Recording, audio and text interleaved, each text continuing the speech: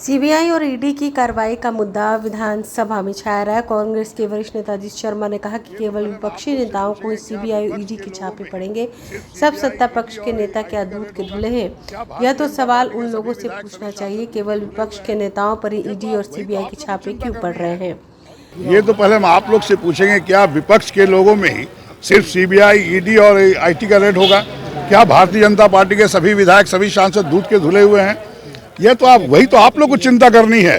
और ये खामखा चुनाव का वक्त है, जब आने वाला 17 में उन्होंने किया, कोई कार्रवाई नहीं हुई, जांच हुआ, सब हुआ, फिर से अब चुनाव आ रहा है, फिर से कर रहे हैं।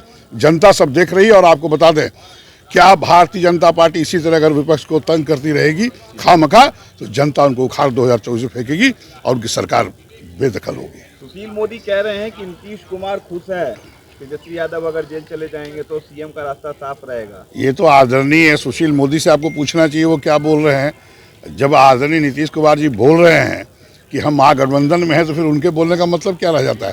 भारतीय जनता पार्टी सिर्फ बोलती है, करना नहीं जानती है।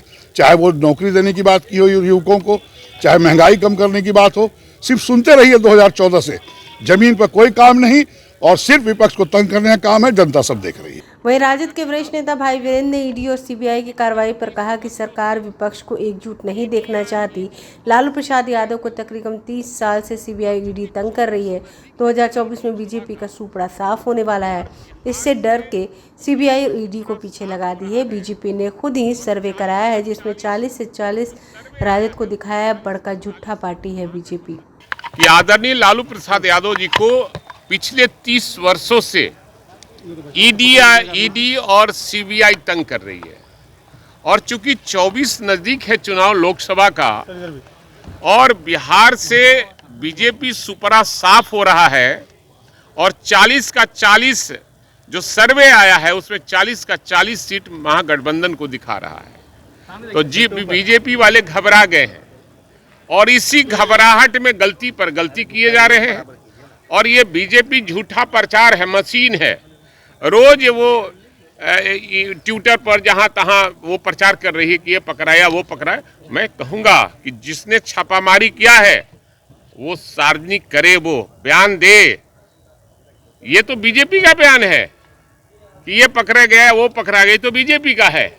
मैं कहना चाहता हूं कि केंद्र में बैठे एक मंत्री जिनके यहाँ 5 करोड़ रुपया नगद पकड़ाया था और विदेशी मुद्रा भी पकड़ाया था, करेंसी, क्या केंद्र सरकार उन पर कोई कार्रवाई नहीं की? और राज्य सरकार से मैं कहूंगा कि उनके राज्य का मामला है। माननीय मुख्यमंत्री जी से मैं आग्रह करूंगा कि वैसे लोगों को जेल की सलाखों में होना चाहिए जिनके घर पर 5 करोड़ रुपया और विदेशी करेंसी मिला है।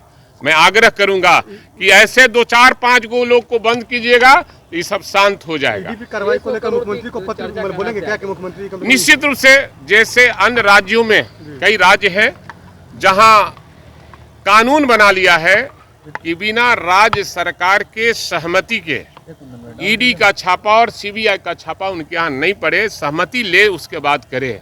ये जब मन कर रहा है सुबह चल जा रहा है, शाम में चल जा रहा है। पता नहीं क्या हो गया इन लोगों को। देश की जनता भी समझ रही है और आप पत्रकार भी समझ रहे हैं कि तेजस्वी प्रसाद यादव और उनके परिवार पर किस तरह से सीबीआई और ईडी का हमला हो रहा है। ये हमला उनका नहीं हो रहा है, ये केंद्र सरकार में बैठे मोदी जी का हो रहा है, क्योंकि मोदी जी का गद्दी खिसकता दिखाई दे रहा है। इसलिए उन राज्यों के नेताओं पर छापामारी हो रही है जहां इनका सीट आने वाला नहीं है।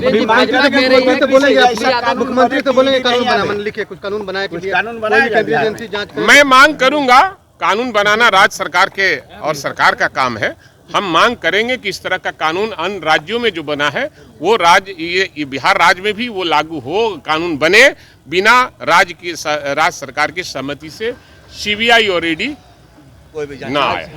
अगर आपने अभी तक हमारे चैनल को सब्सक्राइब नहीं किया है तो हमारे चैनल को जल्द से जल्द सब्सक्राइब करें, लाइक करें, शेयर करें और कमेंट करें। क्या आप पत्रकारिता के क्षेत्र में अपना कैरियर बनाना चाहते हैं? तो आज ही Royal Ashoka Institute of Mass Communication and Journalism में अपनी जगह सुनिश्चित करें। आर्यभट्ट ज्ञान विश्वविद्यालय पटना से मान्यता प्राप्त 100% प्लेसमेंट के साथ royal Ashoka Institute of Mass Communication and journalism नामांकन जारी है।